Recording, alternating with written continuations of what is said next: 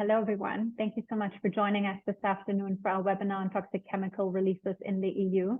My name is Nicole Kozłowski, and I'm the Head of Engagement here at Planet Tracker. In this 30-minute session, together with my colleagues Dalia Busilio and Chris Baldock, we will discuss our latest report and database, which outlines the significant environmental and health impacts that petrochemical releases cause. What you will learn is what toxic chemicals are petrochemical facilities in Europe emitting, what impacts do these emissions have on biodiversity and on human health, how are investors exposed to these toxic chemicals, and more importantly, what can they do to address these issues? Some very quick housekeeping. If you have any questions, please add them in the Q&A. We will have some time at the end to answer questions, and should we run out of time, we will make sure to get back to you via email later on. And also to note that the report and database, which will be discussed today, will also be shared in the chat with you, so you don't have to search for it online. And lastly, just to note that we will be recording this webinar. So with that being said, I wanted to take this 1 minute to quickly introduce Planet Tracker to those of you who aren't familiar with our work. Planet Tracker is a sustainable finance think tank conducting research on nature-related risks and opportunities. We focus on the drivers of biodiversity loss, specifically land and sea use change, exploitation of natural resources, pollution, and climate change. And we provide in-depth research reports on each of these topics, covering a range of industries and themes, as you can see on the slide here. We are a not-for-profit, so everything we do is for the common good, and all our research is available for free on our website or on your usual financial data platforms. And with that being said, let's dive into the webinar. So, our latest report on petrochemicals dives into what chemical companies are releasing into the environment and what their impact is and how investors and lenders are exposed to it. And before we jump straight into our findings, we wanted to take a moment to set the scene and talk about why toxic chemical releases are a problem. We live in a world which is dependent on chemicals.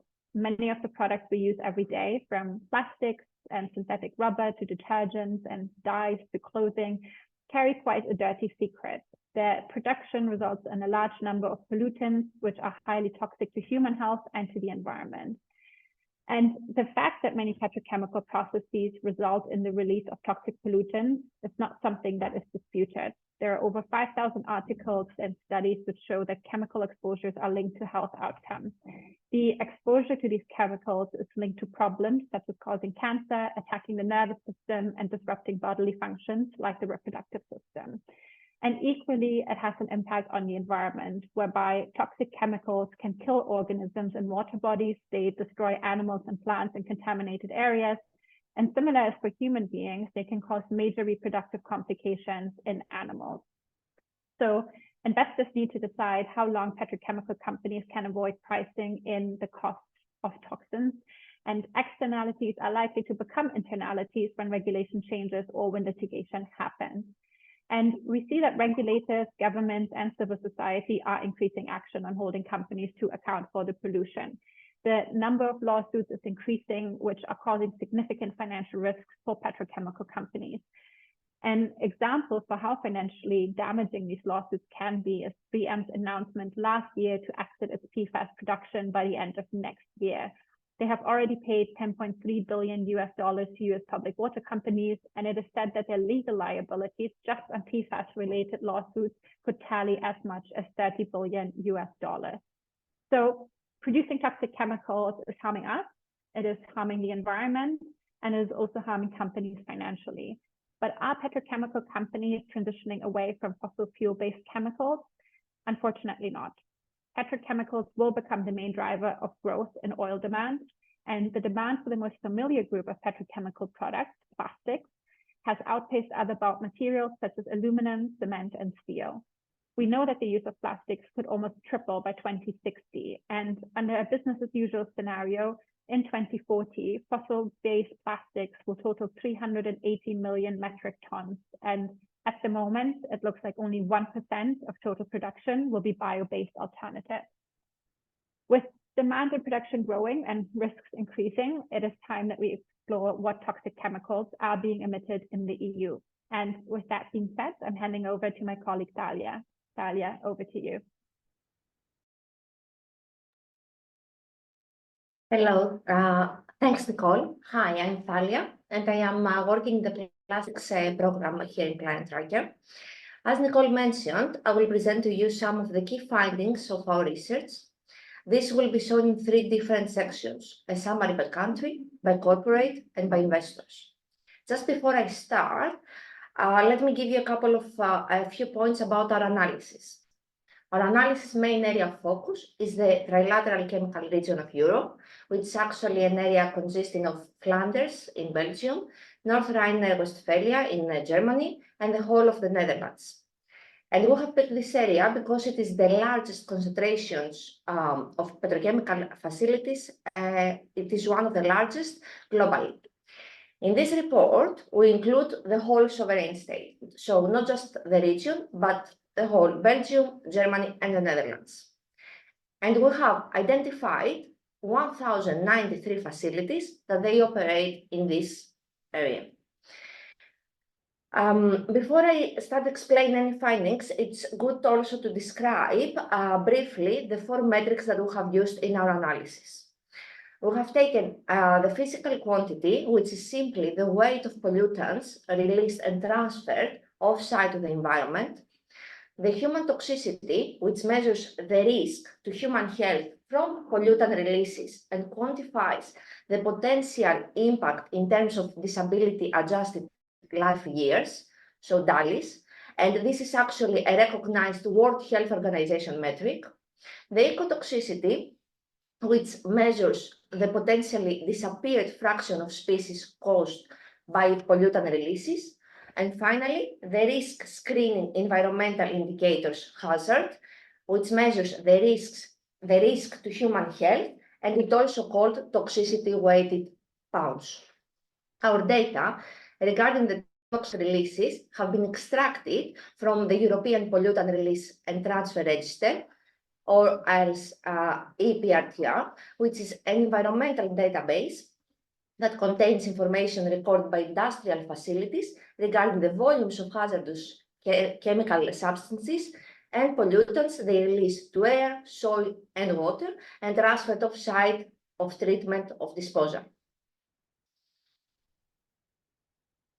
So, if we can go to the next slide, please.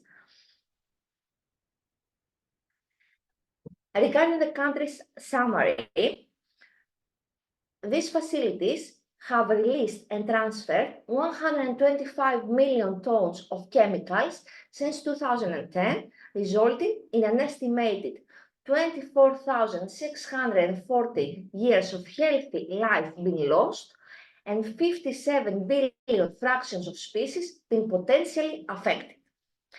These 3 countries have different toxic emissions footprints. For example, Germany accounts for the greatest harm to species. Belgium has the worst impact on human toxicity. Petrochemical facilities in the Netherlands release fewer chemicals by quantity and by type than the petrochemical facilities in Belgium and Germany. However, average releases per facility have been consistently higher in the Netherlands than facilities in the other countries.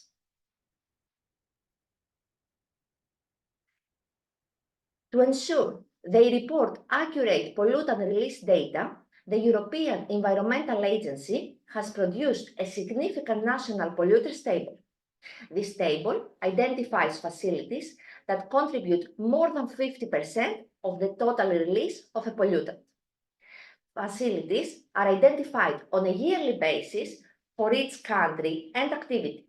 A total of 54 petrochemical facilities in our study were identified as being significant national polluters. The top 5 parent companies of these facilities are BASF, Solvay, Dow, Innovin, Rayon, and Yara. From our study, the top toxic polluters can be seen in the table on your screen.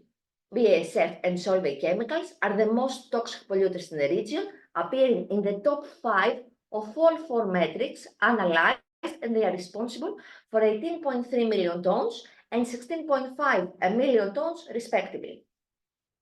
Please note that not all releases were due to standard production processes. Between 2010 and 2021, which is actually our data period, over 17 million kilos of toxic chemicals have been recorded in the region under an accidental category. Also, facilities are permitted to omit information on public access for a number of reasons. Planet Tracker has noted 216 such exemptions for petrochemical facilities in the area. Now, looking at our overall universe of the 1,093 facilities operating in the trilateral chemical region, the total investments are led by BlackRock with 5.4% of total investments by market value, followed closely by Vanguard, 5.2%, and JP Morgan Chase, 3.6%. Please note that the total investments include equity, bonds, and loans. Unlike greenhouse gas emissions, toxic releases are often ignored by financiers. Currently, many focus on the petrochemical industry's carbon footprint as part of their transition strategies to a net zero economy, while the environmental and human health impact of the industry's toxic releases is often missed.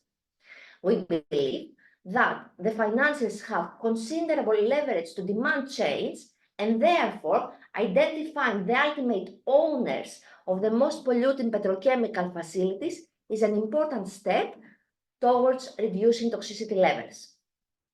This is from, you will hear from me. So now my colleague Chris will present to you the two interactive tools that we have created. Hi, I'm Chris, Head of Data at Planet Tracker. As part of this project, we did produce two interactive dashboards which allow you to interrogate the EU's toxic release data from 2010 to 2021, and I'll take you through each of those dashboards now. The first dashboard shows the rankings of the worst corporates and investors in the EU petrochemical industry. As an investor, you'll be interested to know how high your exposure to toxic chemical releases are and where you rank compared to other investors. More interestingly, you can see how the companies you invest in rank. We can see State Street, for example, with $121 billion invested in these petrochemical companies. State Street is the most exposed to toxic releases of Dow, BASF, and Solvay, and most of their exposure is in Germany. Updating the year filter on the left to 2021 updates the rankings of the corporates accordingly. The same happens when we change the metric from quantity to ecotoxicity, which is a measure of the impact on the environment. Planet Tracker has included data from its previous reports and data from ChemSec in the tooltip, where you can see that Dow has an equity risk premium of 8.8%, which is a measure of the excess return that investors expect over a risk-free rate, a ChemSec grade of D+, which is a sustainability assessment of the world's largest chemical producers, and an assessment of its plastic risk disclosures in its public reporting, which are generally considered as average quality. For more information, hover over the light bulb and see the description of the metrics below. And Dashboard 2 provides more details on the petrochemical facility locations and the chemicals they emit. Now, by selecting State Street again, we can see that it's ranked 5th out of more than 4,800 investors and see the facility locations that it's exposed to. We can again change the metric to look at ecotoxicity. And now, once we update the metric, we can see that State Street is ranked 12th, with releases of zinc and copper being the most significant chemicals that it is exposed to. Selecting zinc in the first chart, we can see that Dow and BASF operate the most important facilities. As an investor, these are the companies that you might want to engage with, as inhalation or contact with zinc and other toxic chemicals may cause severe injury or death to humans and significant damage in the environment. The dashboard allows you to ask the companies about specific sites and what they are doing to mitigate their releases there. Hovering over the facility, we can see the same company metrics from Dashboard 1, as well as the contact details of the authority that manages the permitting of the site. On the right-hand side, we can see the box plot, which shows corporate outliers, and all the charts are interactive, so selecting something in one chart will update the rest. So we select Dow in chart 4, and we can see now that the map only shows the facilities for Dow that relate to zinc, and the size of the bubbles relate to the size of the release measured by their ecotoxicity impact. I'd now like to hand back to Nicole, who will summarize the recommendations from the report.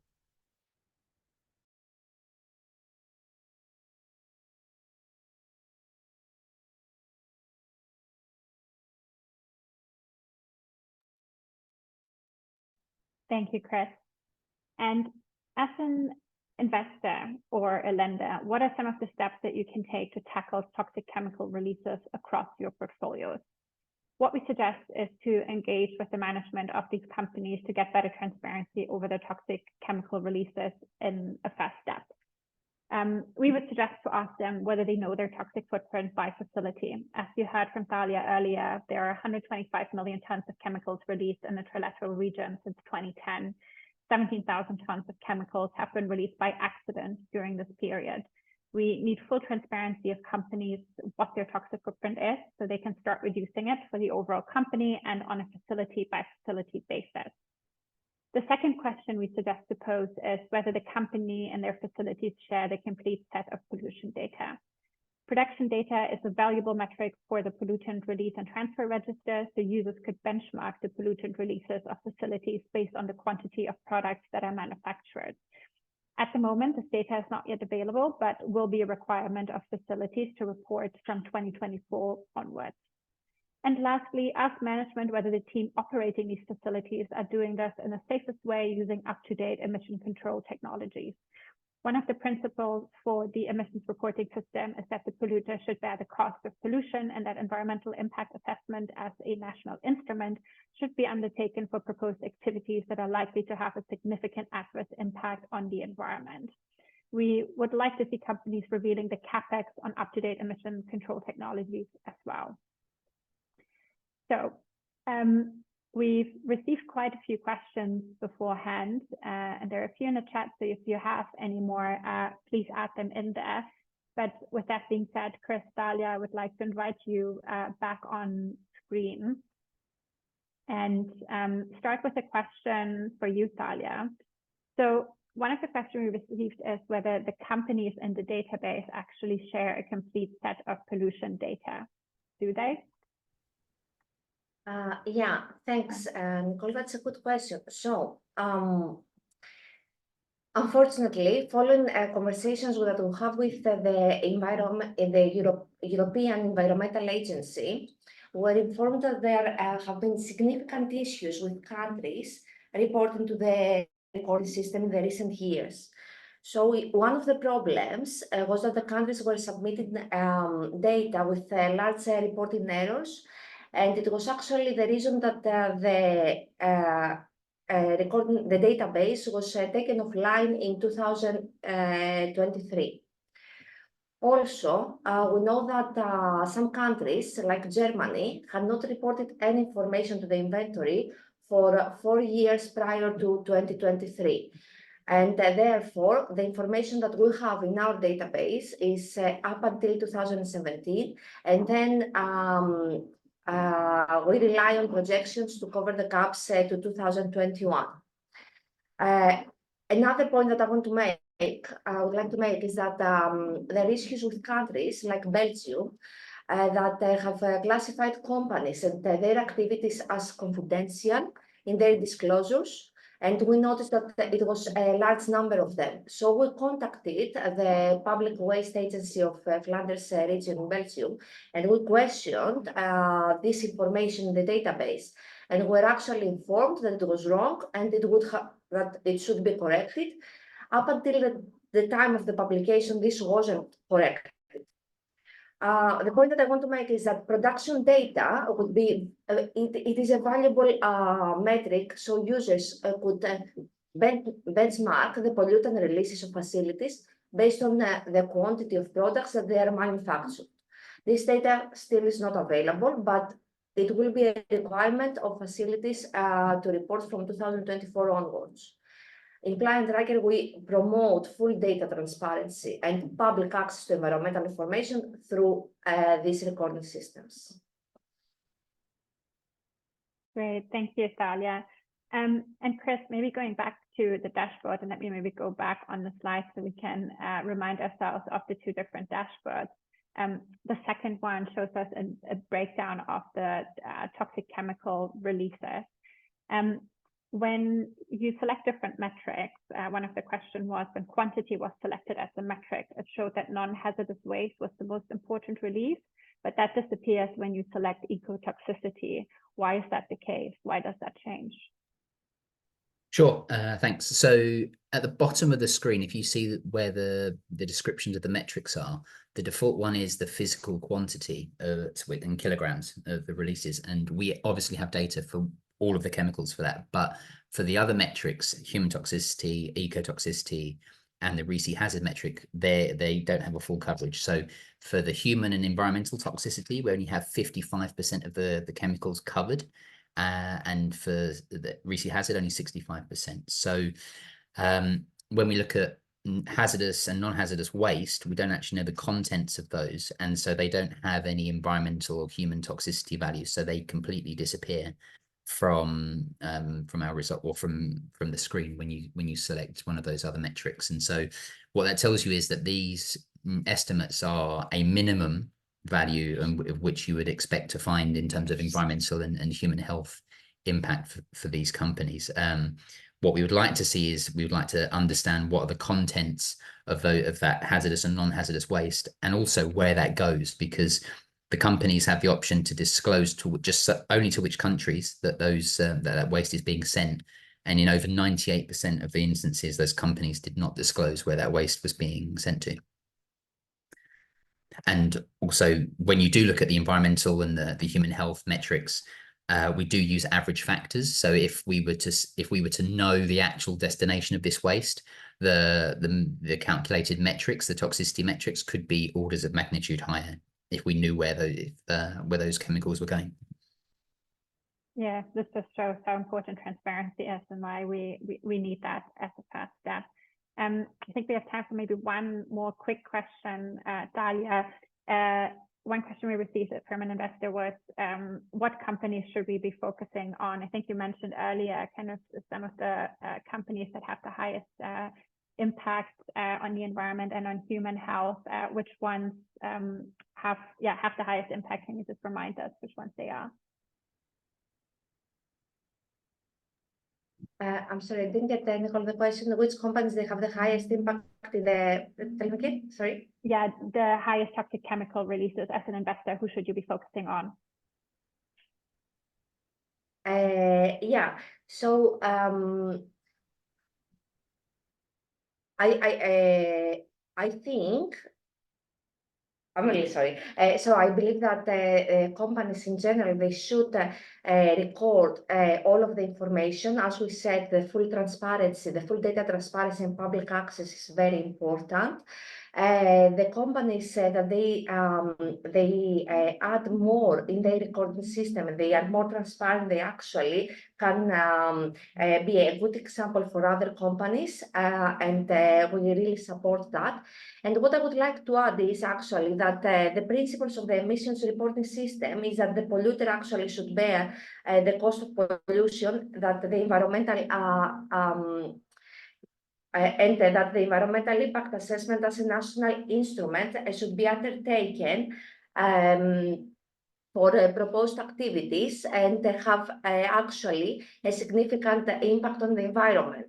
So we do recommend that the companies should reveal all the information up to date according to the technologies that they are using, according to their emissions, because only this is the way that we can actually start reducing the toxic emissions and start sorting out the pollution that we have created.